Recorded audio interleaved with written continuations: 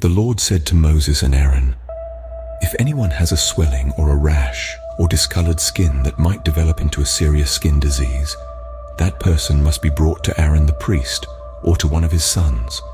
The priest will examine the affected area of the skin.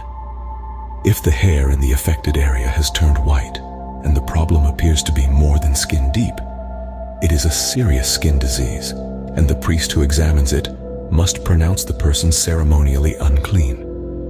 But if the affected area of the skin is only a white discoloration and does not appear to be more than skin deep, and if the hair on the spot has not turned white, the priest will quarantine the person for 7 days. On the 7th day, the priest will make another examination. If he finds the affected area has not changed and the problem has not spread on the skin, the priest will quarantine the person for 7 more days. On the 7th day, the priest will make another examination.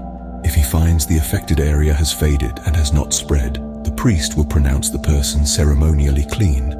It was only a rash. The person's clothing must be washed, and the person will be ceremonially clean.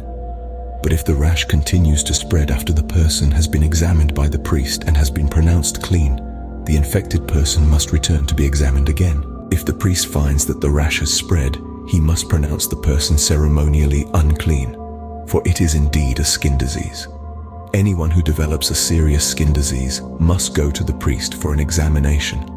If the priest finds a white swelling on the skin and some hair on the spot has turned white, and there is an open sore in the affected area, it is a chronic skin disease, and the priest must pronounce the person ceremonially unclean. In such cases, the person need not be quarantined, for it is obvious that the skin is defiled by the disease.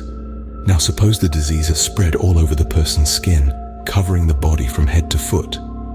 When the priest examines the infected person and finds that the disease covers the entire body, he will pronounce the person ceremonially clean.